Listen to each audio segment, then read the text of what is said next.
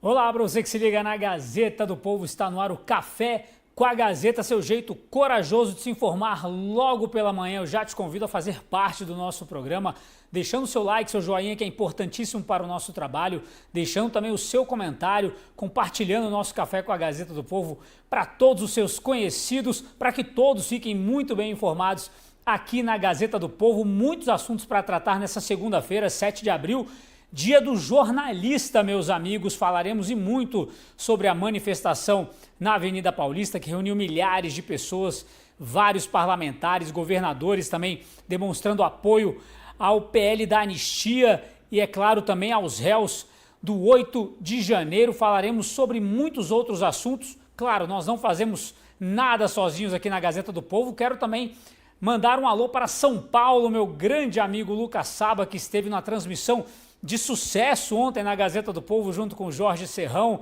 falando muito sobre a anistia do 8 de janeiro e também sobre a manifestação em São Paulo.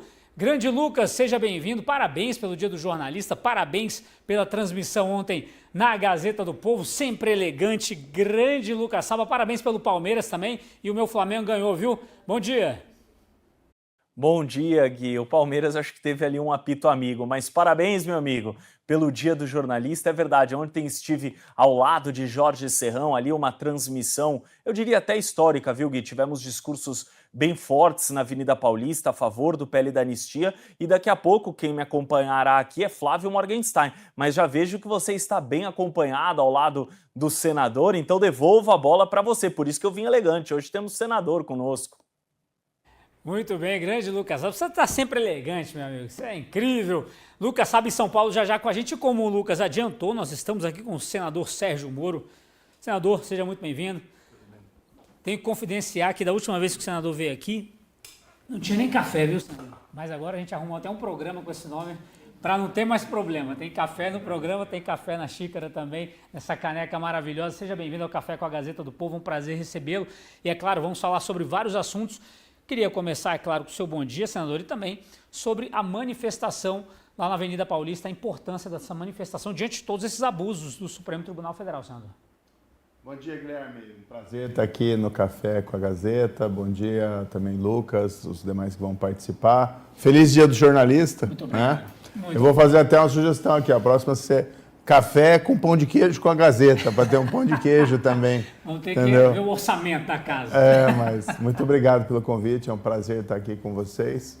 Bem, ontem eu estive na Paulista. Eu tenho defendido já faz tempo que aqueles manifestantes do 8 de janeiro, a meu ver, eles agiram numa lógica de turba, multidão, né? Se excederam, extravasaram.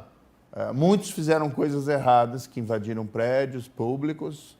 Uma pequena parte destruiu o patrimônio público, praticou ali crime de dano, mas eles estão sendo tratados com excesso de rigor. Algumas punições, prestação de serviço, até alguns casos talvez penas de prisão muito curtas, mas não dá para justificar, e esse caso da Débora acabou chamando muita atenção das pessoas, não dá para justificar você ter uma pessoa como ela, sem nenhum histórico criminal, 2 anos na preventiva. Ela ficou mais de 1 ano sem denúncia pela legislação processual. Eu sei que sou juiz e a gente levava isso muito a sério. Pela lei processual, depois que a pessoa está presa cautelarmente, ela tem que ser denunciada no máximo em 45 dias. E ela ficou mais de 1 ano presa sem qualquer denúncia, para daí ser denunciada por o fato que existe contra ela, individualizado, é passar o batom na estátua, colocar lá o perdeu o mané. E veio esse voto do ministro Alexandre Moraes, 14 anos de prisão, que evidenciou, né, que alguma coisa não está correta ali. Houve uma mobilização da sociedade, a própria imprensa também teve o seu papel nesse momento, chamando ali atenção para a exorbitância da pena. O ministro Fux pediu visto. Espero que venha uma revisão dessa pena muito para baixo, se não das próprias condenações. O que a gente tem que deixar claro é, erraram. Principalmente, mas é um número pequeno de pessoas daquele grupo todo que praticaram de fato algum crime. Mesmo que você queira punir a todos, não tem como justificar 14, 17 anos. E aí não é só a Débora, né? Tem a Fátima de Tubarão, que é aquela senhora que foi até tirada foto exaltada, mas 17 anos de prisão, está presa. Aqui no Paraná tinha lá o Júlio, né? Que era um senhor já de idade, com problemas de saúde graves, também preso, teve um ataque cardíaco quando foi preso, foi hospitalizado. Agora deram prisão domiciliar para ele. Tem seu Jorginho, a gente, que é do sudoeste aqui do Paraná, a gente recebe muito pedido para a gente que possa fazer alguma coisa.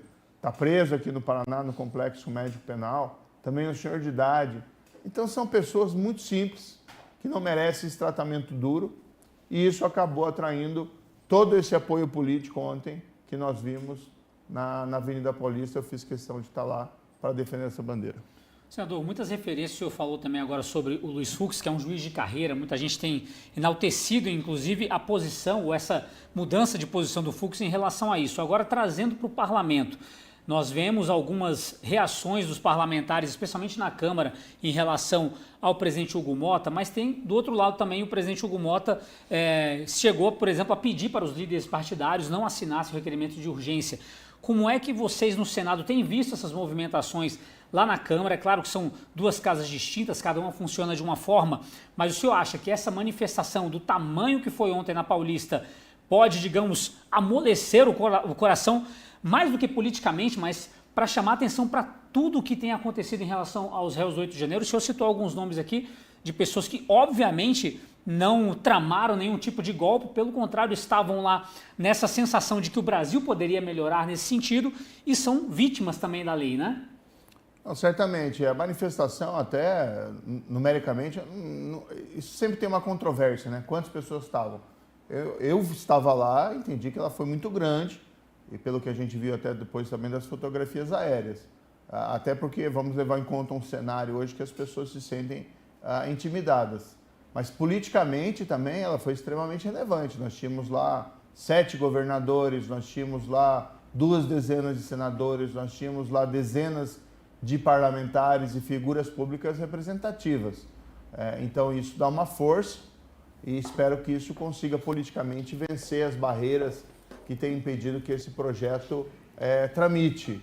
De todo modo, o que eu tenho defendido também, Guilherme, é que o Supremo Tribunal Federal, para o bem dele mesmo, da instituição, ele deveria fazer uma inflexão e aproveitar esse momento para rever as penas dos condenados do 8 de janeiro.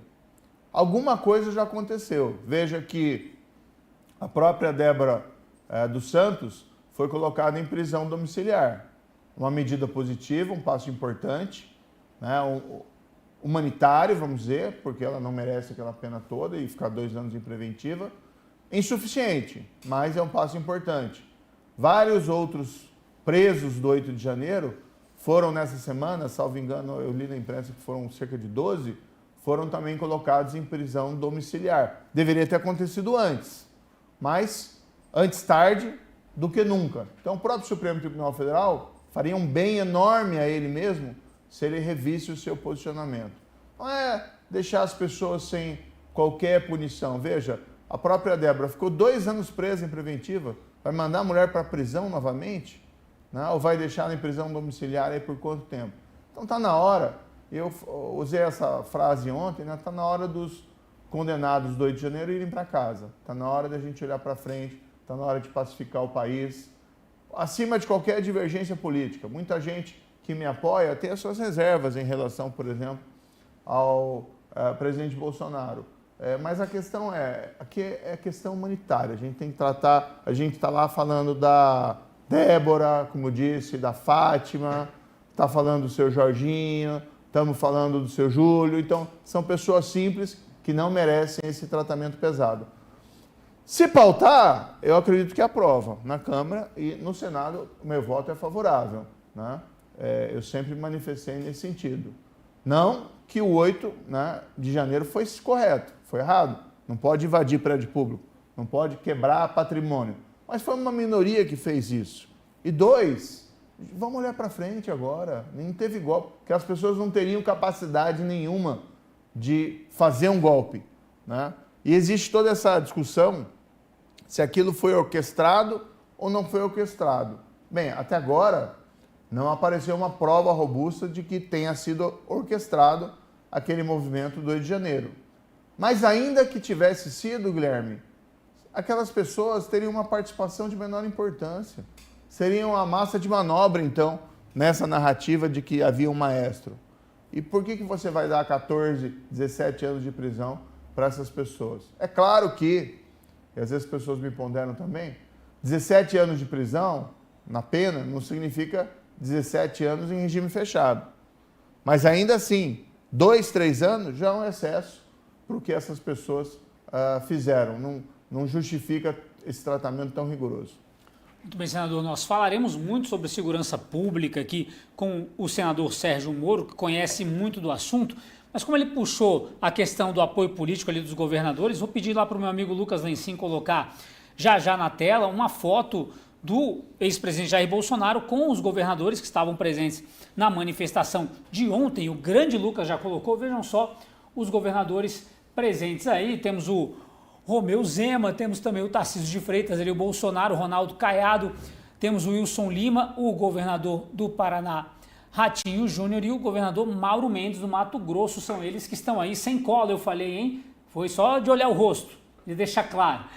Estavam presentes na manifestação de ontem na Paulista. E, senador, obviamente, vimos ali o governador Ratinho Júnior, reeleito aqui no Paraná, e nós sabemos também que o nome do senhor está nas pesquisas, inclusive liderando uma corrida para o governo do Paraná. O senhor já veio aqui na Gazeta e falou que tem a pretensão de se lançar candidato ao governo do Paraná. Como é que o senhor tem visto o Estado, também a segurança pública aqui no Paraná, antes da gente entrar na parte nacional? Não, mas excelente pergunta. A gente tem visto esse governo federal colocar o país na direção do abismo. Economicamente, nós estamos num cenário bem desafiador, com a inflação crescente, juros nas alturas. Isso vai fazer com que cresça não só a dívida do setor público, mas a dívida do setor privado e impactar na economia. O que tem salvo a economia neste ano até o momento é a super safra do agro, né? E o agro aqui extremamente bem representado no Paraná, né, do agro mais produtivo do país. Mas não só na economia, eu acho que o setor que o governo tem deixado mais a desejar, digo aqui o governo federal, é na segurança pública. A gente tem visto uma escalada da criminalidade no país inteiro, as facções ampliando o seu domínio territorial, ficando cada vez mais fortes, e a criminalidade violenta. No último dia 25 de abril, 25 de março, houve um assassinato, né, brutal lá em Cascavel, que acabou chocando lá toda a cidade e até o próprio estado, que reflete um pouco a realidade que a gente está vendo hoje. O indivíduo fazia lá estava correndo, fazendo uma corrida, foi perseguido, não se sabe bem por qual motivo, por uma outra pessoa, e foi morto a pauladas, né, com uma barra de concreto na rua. E foi filmado aquilo, né, com vídeo. Então, aquele assassinato brutal que chocou todas as pessoas. A vítima era o Luiz Lourenço, rapaz lá de Capanema, que estava em Cascavel.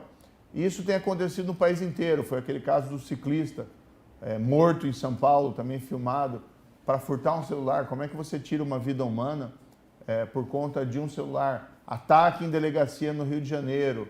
Ataques do crime organizado a provedores de internet lá no Ceará. E a gente não vê nada, a gente vê um governo federal absolutamente paralisado, que não encaminhou, Guilherme, um projeto de lei. Não encaminhou um projeto de lei em 2 anos. Eu estou lá na Comissão de Segurança do Senado. Como é que essa apatia, como é que se explica isso? E quando você ouve, por exemplo, da Polícia Federal, das ações dessa corporação importante, elas estão focadas em buscar lá esses manifestantes do 8 de janeiro. Né? Você tem recursos limitados e você foca nesse tipo de assunto que é desimportante para a segurança pública do país, falta recursos para outros. A Polícia Rodoviária Federal, ela tem um histórico de ajudar em outras, Ministério Público ou até outras polícias para realizar diligências, São lá 12 mil, né, policiais rodoviários federais que podem fazer muito mais do que apenas patrulhar as estradas. Vem lá o governo federal e o que ele faz? Ele proíbe que faça isso. Nós vamos ouvir o ministro Lewandowski, agora dia 9 de abril, lá na Comissão de Segurança. Eu que fiz o requerimento de convocação, aí ele pediu que fosse, ele iria por convite, aí nós transformamos em convite, tudo bem. Mas nós temos que entender, existe algum plano, né, do governo federal? PEC da segurança que eles estão falando, não foi encaminhada. Eles estão há mais de um ano falando que vão mandar uma emenda constitucional que vai resolver ou que vai melhorar a segurança pública do país, sequer saiu do Poder Executivo. E a PEC, cá entre nós, também é uma cortina de fumaça. Mas a incompetência retratada pelo fato de sequer foi encaminhada é cabal. O que a gente tem feito? A gente tem feito a nossa parte lá no Congresso. Então, no passado, a gente aprovou aquele fim das saídas temporárias dos presos nos feriados. Resolve a segurança pública? Não resolve, mas é um passo na direção certa. Acabar com aquela brincadeira que era soltar todos os presos nos feriados, aí boa parte fugia. Aqui no Paraná tinha estatísticas de 14% e tinha que colocar a polícia indo lá buscar. Eu apresentei uma emenda quando tramitava no Senado, que foi importante para destravar esse projeto. Foi aprovado, chegou lá, o Lula vetou, derrubamos o veto. Mas mostra que o DNA desse governo é o DNA do criminoso vítima da sociedade. E as pessoas ouvem isso. E os criminosos ouvem isso e se sentem à vontade, né, para praticar ali os seus crimes. Foi como esses dias que o Lewandowski disse lá que, como é que é? O juiz solta porque a polícia prende mal. O ministro da Justiça e Segurança Pública não pode falar esse tipo de coisa. Não pode falar esse tipo de coisa. Porque ele está mandando um recado diretamente para a criminalidade contra a polícia, desestimulando o trabalho do policial. Jamais pode fazer isso. Não pode ser conivente com violência policial. Mas também, aqui não era o que estava em jogo. Ele estava simplesmente denegrindo a atuação das polícias do país inteiro. Um dos grandes problemas nossos, e só para finalizar, são as portas giratórias que se transformaram nas audiências de custódia. Eu tenho um projeto que eu apresentei para resolver isso, mas ano passado eu acabei relatando um projeto que até foi de autoria do Flávio Dino, quando eu era senador, apresentou, eu mexi no projeto, o resultado final é um bom projeto, nós aprovamos no Senado, está lá na Câmara e começou a tramitar agora na Câmara, vamos tentar aprovar, para fechar nessa possibilidade de soltura de cerca de 40% dos presos em flagrantes nas audiências de custódia. Muito bem, senador Sérgio Moro, que já vai responder se vai ser candidato, hein? Não esqueci, vai ter que falar até o final do programa. Aliás, até reforçando essa questão da segurança pública que o senador disse, eu lembro que na segunda semana de março, mais ou menos, o presidente Lula esteve em Fortaleza e disse que o Brasil não tomariam conta do Brasil ladrões de celulares e coisa assim. Só que ele esqueceu de falar que estava em Fortaleza, uma capital que infelizmente já é tomada pelas facções criminosas e é governada há décadas pelo PT ou pelo PDT, de um estado do Ceará também lindo, mas que infelizmente tomado pelas facções criminosas e que é governado, por coincidência, pelo PT ou pelo PDT há muitos anos, a gente sabe muito bem disso. Então ele estava falando sobre a questão da segurança pública em um estado do Nordeste que simplesmente é tomado de conta de bandidos e infelizmente tem sido assim em diversos locais do Brasil, salvo algumas exceções que os governadores ainda têm conseguido controlar a questão da bandidagem. Eu peço para os meus amigos que estão nos acompanhando na audiência, deixem suas perguntas para o senador Sérgio Moro. A Joyce vai puxar alguma coisa aqui para a gente passar para o senador também. Eu passo lá para São Paulo, meu amigo Lucas Saba. Se você tiver alguma pergunta para o senador, por favor, faça. Se não tiver, crie agora, porque aqui é assim, meu amigo. É o dia do jornalista, né, Gui? O melhor impossível no improviso. Senador, o meu amigo Guilherme falou da questão da corrida para o governo do seu estado, do Paraná, né? Mas quero falar do Senado, né? Parece que temos aí já 3 pré-candidatos claros ao Senado da direita, isso falando só do espectro político da direita ou da centro-direita, que é o Felipe Barros, né? Que agora é o presidente da Comissão de Relações Exteriores, né? com o exílio de Eduardo Bolsonaro. Nós temos ali também a nossa comentarista, a jornalista Cristina Grêmio, né, que teve uma votação expressiva para a Prefeitura de Curitiba, e ao que tudo indica, também nosso comentarista, o promotor Deltan Dallagnol, né, seu parceiro de Lava Jato. Como o senhor já viu, senador, a gente gosta muito de futebol. Então a questão agora é a seguinte: o senhor me venceu no Par ou Ímpar, tem que escolher seu time, mas só tem 2 vagas e tem 3 nomes. Com quem o senhor fica? Olha, o Lucas é amigo das pessoas aqui, viu? Geralmente ele é brincadeira. E aí, senador? Parece, esse dia eu estava no aeroporto, daí chegou um cidadão para mim de Ponta Grossa e falou do Operário, né? E aí, vão torcer para o Operário? Daí eu falei, puxa, olha a saia justa que você me coloca, né? Meus pais são de Ponta Grossa, tem muitos familiares lá, mas eu nasci em Maringá. Então como é que eu respondo esse tipo de pergunta, né? Difícil. Olha, são excelentes nomes, os 3 que foram mencionados, né? O Felipe Barros até estava ontem, conversei com ele lá na manifestação. A Cristina Grêmio, que faz um trabalho aqui de jornalista, né, incrível há muito tempo. O Deltan Dallagnol, que tem todo aquele currículo do trabalho que ele fez e depois foi injustiçado na cassação do mandato. Ele não, né? Quem foi injustiçado foram os paranaenses, principalmente, que votaram neles. Então, todos eles têm os seus predicados para serem excelentes candidatos ao Senado.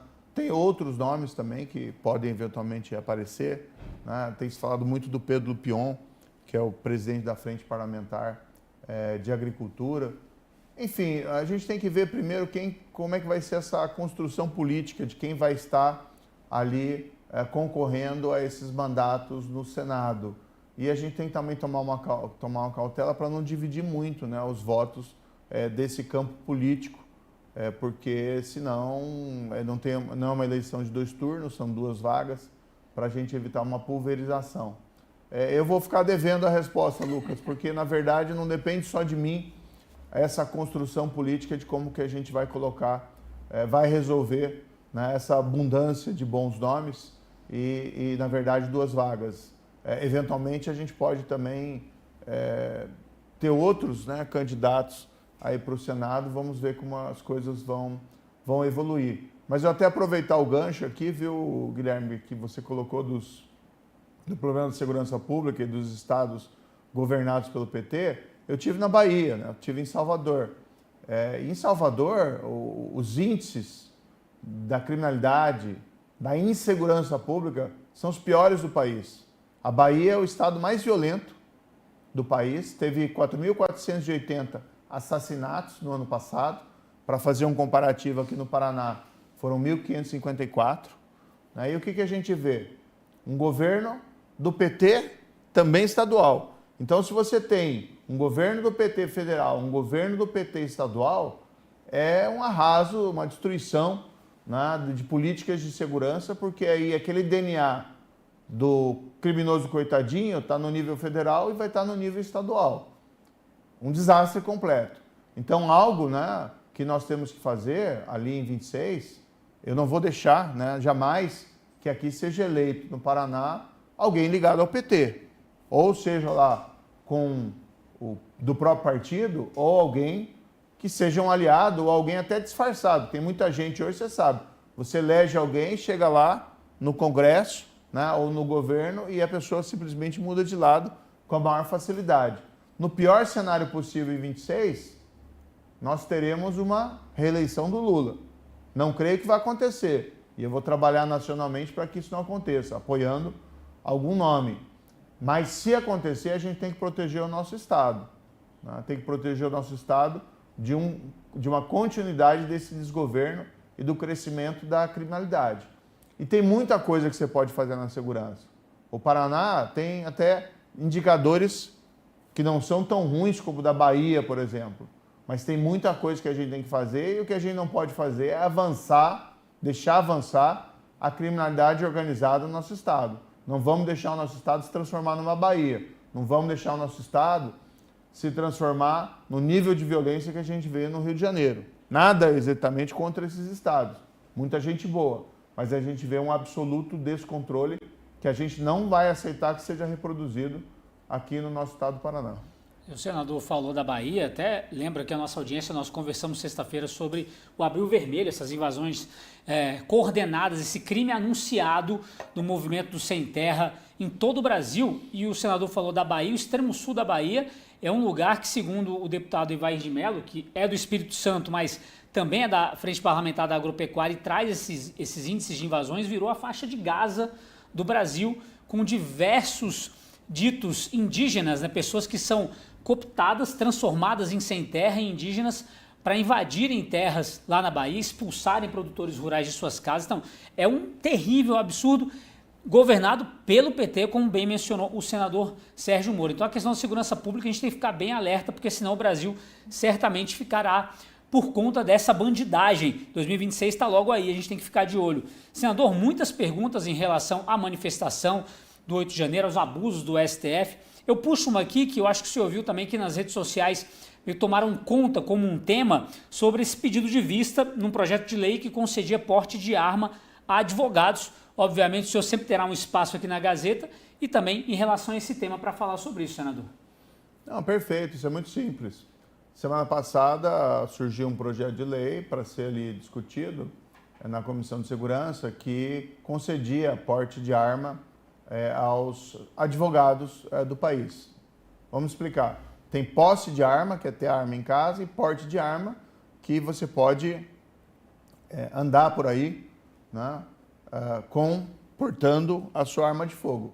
Eu não sou desarmamentista nem nada, eu não tenho esse pânico das pessoas terem armas, embora a gente tenha que ter um controle. Tá?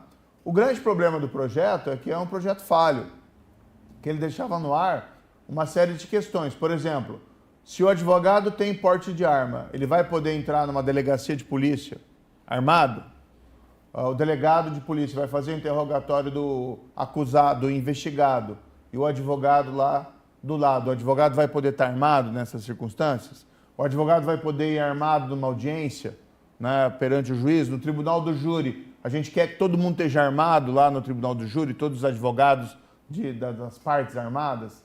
O advogado vai poder entrar num presídio armado, né, com porte de arma. Então o projeto simplesmente não falava nada sobre isso e eu ponderei, olha, precisamos aprofundar esse debate. Eu particularmente entendo que o porte de arma não significa que em determinados locais sujeitos a regras de segurança específica a pessoa possa entrar armada. Eu acho uma temeridade, por exemplo, as pessoas irem armadas num julgamento. Eu, como juiz, na época que eu era juiz, jamais deixaria alguém entrar armado. Nada contra os advogados, mas são questões de segurança a serem feitas. O promotor também não poderia entrar armado na minha sala de audiência, entendeu? Então isso tem que estar no projeto. Eu apresentei uma emenda já a esse projeto semana passada e ele vai voltar na pauta amanhã na Comissão de Segurança. Eu recebi muita mensagem, né, de advogados preocupados que eu estava querendo bloquear o projeto. Falei, não estou querendo bloquear o projeto. Eu estou fazendo o meu trabalho como senador, que é discutir o projeto e aprimorar o projeto. E não tenho nada contra advogado ou nada contra a questão do porte. Mas a gente tem que ter regras e não deixar essas regras entregues depois a uma interpretação. A gente reclama muito, o judiciário está legislando, né? Sim, se a lei é omissa, pode ter esse tipo de situação de gerar uma interpretação, às vezes criativa, que a gente não concorda. Então, o local próprio para definir essas regras é lá no Senado Federal e na Câmara dos Deputados. Então, aqueles que ficaram preocupados, né? Desde o início eu falei, vou pedir vistas e ele volta na próxima semana com a minha emenda. Vamos ver se a emenda vai ser acatada ou não vai ser acatada pelo relator. E se a gente não mexer nesse projeto, não fazer essas ressalvas, podem ter certeza que vai ser muito difícil, não por mim, mas vai ser muito difícil ele passar nas outras casas se não tiver uma clarificação a respeito desse ponto.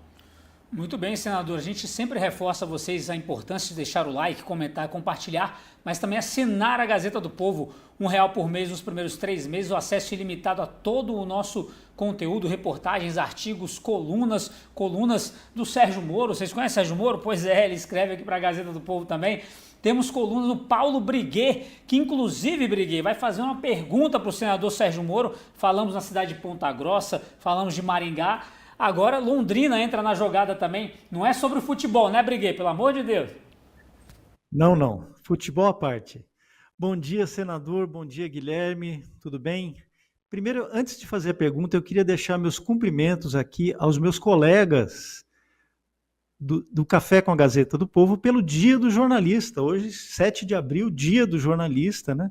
É o dia da morte de Líbero Badaró, um jornalista que foi assassinado em 1830, tá? Foi perseguido e assassinado em 1830. Eu queria aqui deixar minha homenagem também àqueles jornalistas que são perseguidos hoje. Por exemplo, o Alan dos Santos, Rodrigo Constantino, o Ernesto Lacombe, o Constantino e o Lacombe escrevem aqui na Gazeta do Povo. Então, todos esses jornalistas que hoje são perseguidos e sofrem com a censura do atual regime. Bom, a minha pergunta para o senador é muito simples. Na verdade, nós concordamos em vários pontos. Todos nós concordamos que não houve golpe, nem tentativa de golpe em 8 de janeiro. Isso ficou muito claro para todos já. Mas nós também concordamos sobre a necessidade da anistia. É necessária a anistia, uma anistia humanitária, para libertar essas pessoas que eu não chamo de presos, eu chamo de reféns. Nós temos que libertar os reféns de 8 de janeiro. Mas, senador, eu não sei se o senhor vai concordar comigo que a anistia, embora seja difícil, né, embora seja uma luta muito difícil, a anistia é apenas o primeiro passo. Porque nós temos que lutar também, e eu pergunto se o senhor concorda com isso, pela anulação dos julgamentos que estão acontecendo em Brasília agora e pela punição dos responsáveis, a começar pelo impeachment do ministro Alexandre de Moraes. O que o senhor pensa dessas questões, senador? Paulo, isso tudo é uma questão política que você tem que ir fazendo uma maioria, fazendo esse movimento crescer. Por exemplo, esse tratamento extremamente severo a esses manifestantes não é de agora. O próprio caso da Débora já era bastante conhecido já no ano passado. Eu até fui acompanhar os dados ali específicos. Ela foi presa em março de 2023, ela não foi presa no local dos fatos, né? Ela foi identificada porque tiraram aquela foto. Ela foi presa em março de 23 e ela foi denunciada em julho de 2024. E naquela época isso já tinha trazido um certo grande rumor, né? Grande barulho ali na própria imprensa, porque, olha, como é que você fica mais de um ano preso sem ser denunciado? E aquele tratamento severo. As condenações de pena 17 anos já saíram ano passado. Mas veja que agora o momento político é outro. Agora foi possível, dentro desse momento político, colocar esse assunto, né, à tona e esse assunto rompeu aquela bolha daqueles iniciais defensores de que havia os excessos. Hoje vai se formando cada vez mais uma maioria da população, da sociedade que vê esses excessos, pessoas não relacionadas necessariamente ao campo político da direita ou mesmo da centro-direita já se manifestando sobre esse tema, como foi o caso do Augusto Cury, né, semana passada, que escreve aí muitos livros. Então esse assunto vai crescendo e vai permitindo que politicamente se coloque a anistia na mesa. Agora, né, passado tanto tempo e com esse tratamento tão severo que foi feito a essas pessoas, o que se impõe é a anistia. E essas irregularidades processuais, né, não deveriam ser julgadas pelo Supremo. Essas pessoas, isso também conta para a anistia. Uma das razões para que se coloque essa anistia na mesa é a própria ideia da pacificação do país. a gente precisa voltar ao tempo que as pessoas se sintam à vontade para se manifestar nas ruas, que sintam-se à vontade para emitir críticas, às vezes severas, que são parte aí do debate político. Eu não concordo com agressões, não concordo com até ofensas que às vezes se excede dentro do debate público, mas a gente não pode tratar isso como se fosse um crime capital, como se fosse algo que justificasse, por exemplo, até censura prévia. Então o país precisa caminhar para essa normalização, mas essa normalização, isso é algo que se faz passo a passo, né? Formando-se uma maioria política.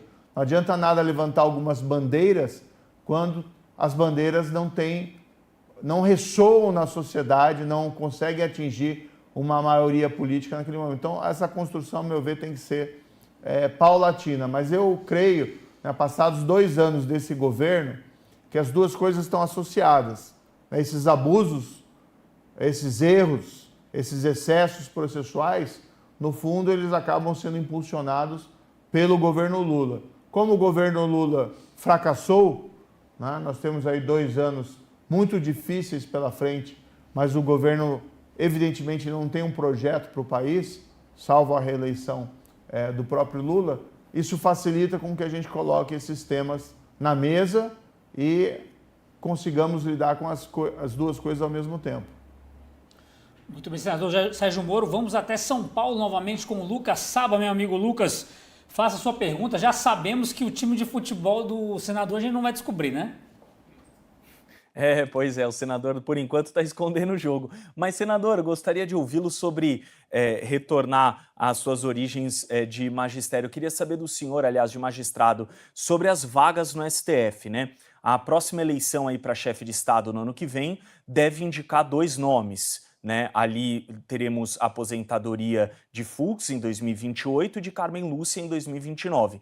Ou seja, no mínimo, o próximo chefe de Estado indicará 2 nomes. Queria saber do senhor a importância da próxima eleição presidencial para escolher 2 entre os 11 ministros e também queria que o senhor fizesse uma avaliação dos 2 nomes recém-indicados no atual governo, um deles de Flávio Dino e outro do advogado pessoal, hoje ministro do STF, Cristiano Zanin.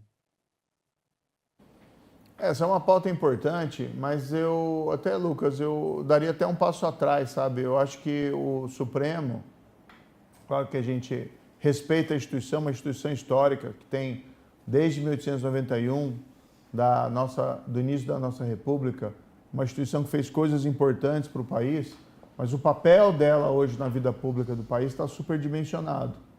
Então nós temos que repensar algumas coisas. Por exemplo, não é saudável o foro privilegiado. Eu sou favorável a propostas que extinguam o foro privilegiado para todo mundo. Já teve até uma aprovada no Senado, que aguarda a votação na Câmara.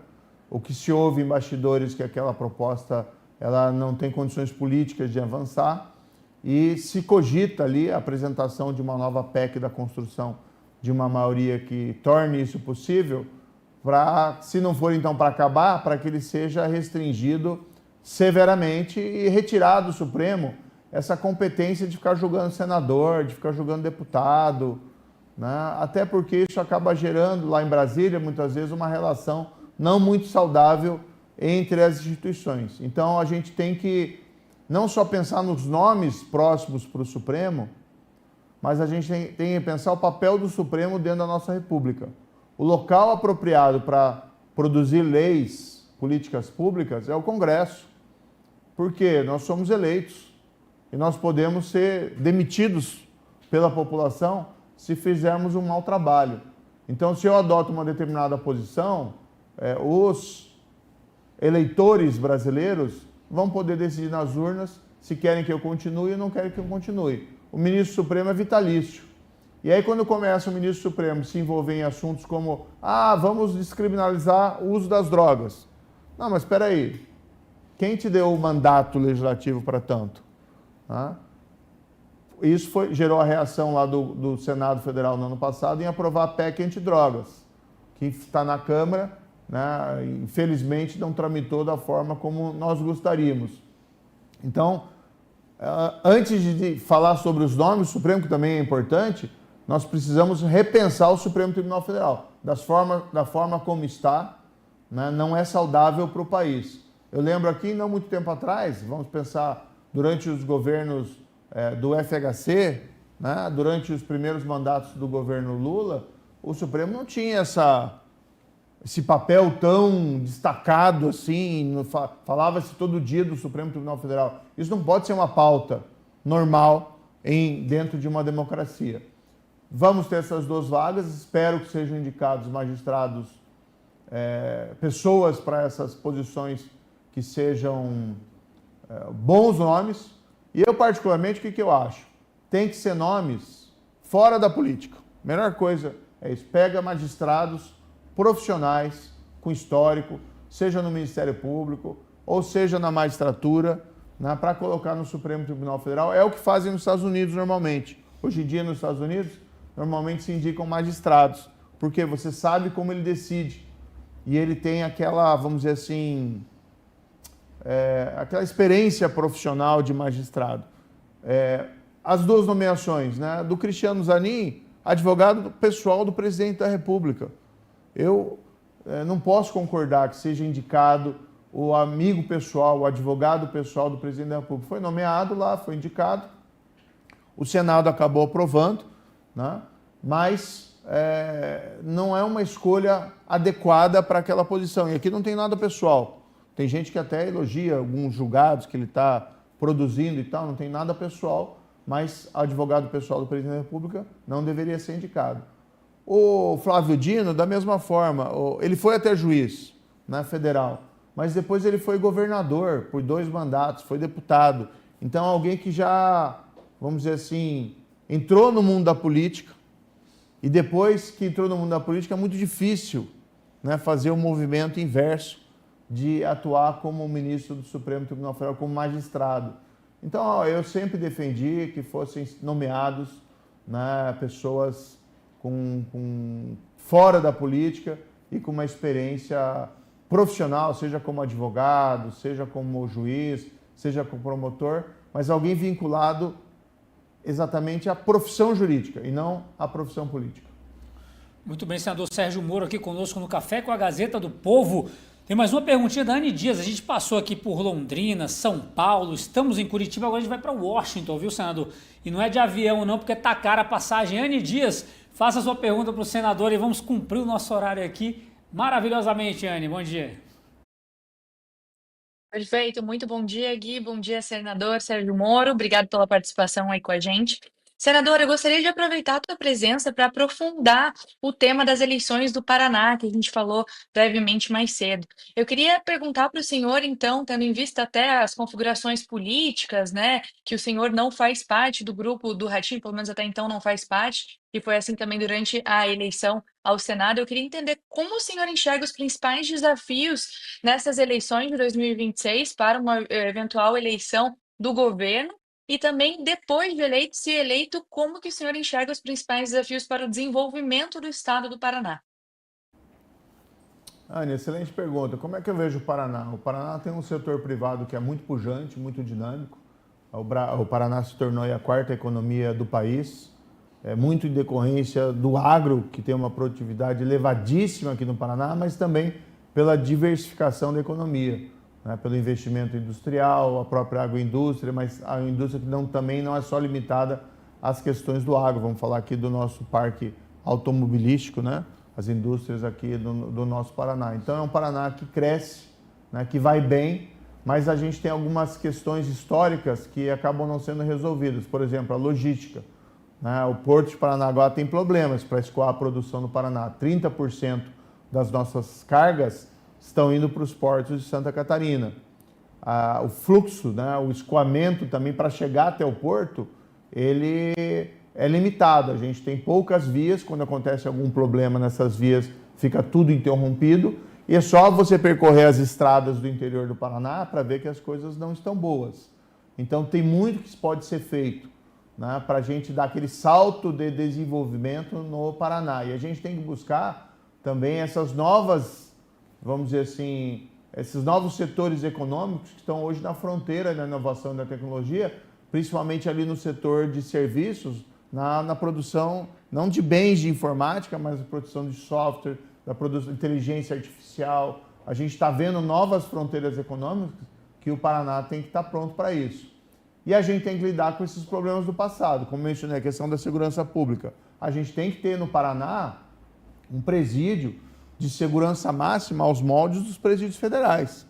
Porque o que melhor funcionou nos últimos 20 anos contra o crime organizado foram os presídios federais de segurança máxima. Que, por exemplo, quando eu fui ministro da Justiça e Segurança Pública, nós usamos para isolar as lideranças do PCC. Tem estados que têm presídios de segurança máxima moldados, né, nesses presídios federais, não com a mesma eficiência, mas que funcionam muito bem.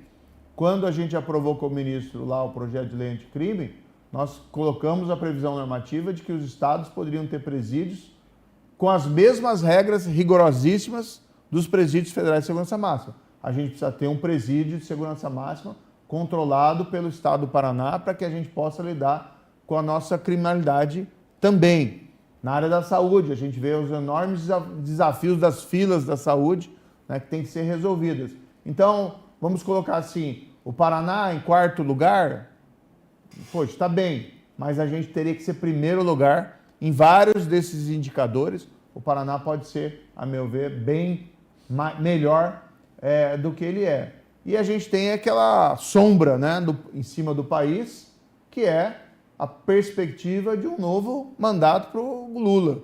E aí nós temos que proteger o nosso estado desses desatinos. Você falava aqui, Guilherme, antes da questão das invasões de terra. Não está no mesmo nível como foi nos primeiros mandatos do Lula, né, daquelas invasões, que não tinham nenhuma resposta, mas a gente já teve governador aqui no Paraná que estimulava a invasão de terra e que não cumpria nenhuma reintegração de posse. A gente não quer voltar a esses tempos sombrios.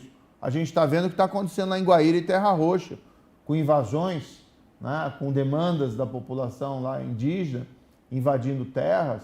Não é assim que se resolve, né? Tem que ter demarcação, tem que ter negociação e, principalmente, a meu ver, para a questão indígena, o que os indígenas precisam são oportunidades de desenvolvimento nas terras que eles já têm, para poder, por exemplo, plantar, cultivar, se desenvolver economicamente, mesmo mantendo as suas tradições culturais. Então tem muito que tem que ser feito, tem muito que tem que ser pensado. Eu foco no meu mandato do Senado, né? Nós estamos aí há mais de um ano das eleições, então não é apropriado a gente estar pensando lá, fazendo campanha, coisa parecida para governo do Estado, mas eu considero seriamente essa possibilidade, diante da conjuntura que nós temos hoje, de apresentar o meu nome. Eu tenho uma vantagem, né, em relação, pelo menos que eu estou vendo, dos outros possíveis candidatos, que a gente nem sabe quem são, né, que a gente tem uma força política própria, né, que a gente pode colocar aqui em movimento e construir um projeto, né, junto com a sociedade civil organizada, junto com a população, que seja um projeto sólido de desenvolvimento para o nosso Paraná. Em outras palavras, o Paraná vai bem, mas ele poderia estar muito melhor e existem nuvens sombrias no horizonte, inclusive que vem de Washington, né? Para também falar da Anne aí lá em Washington, essa guerra de tarifas, né, que está acontecendo no mundo inteiro vai gerar problemas econômicos, né, para nós também. Tem alguns que acham que nós poderemos de alguma forma nos beneficiar e talvez alguns mercados se abram para os nossos produtos, já que a guerra de tarifas com os Estados Unidos gera retaliações dos países que estão sofrendo essa imposição tarifária. Mas o que se avalia é que poderemos ter uma recessão mundial. Isso vai afetar o Brasil, não tem como não afetar o Brasil. A gente tem que estar preparado. Tem uma frase, Guilherme, que é famosa do Warren Buffett, né, que é um grande investidor lá nos Estados Unidos, um bilionário, né, um dos homens mais ricos do mundo e que entende muito de economia. E ele tem uma frase lapidar que é famosa, que ele diz, olha, quando a maré está baixa, é que a gente vê quem estava nadando pelado. E agora a gente está chegando num momento em que o Brasil não fez a lição de casa, ao contrário, nós retrocedemos, principalmente com esse governo Lula. Nós não cuidamos do que a gente tinha que fazer para a gente dar esse salto, né, de desenvolvimento. Veja, a China passou a gente, a Índia passou a gente, vários outros países que lá atrás estavam atrás de nós, até o Vietnã. O Vietnã, sei lá quanto tempo de guerra, décadas de guerra, hoje economicamente está muito crescendo e desenvolvendo com uma grande economia exportadora. O Brasil não fez a lição de casa e o Paraná tem que fazer também a sua lição de casa.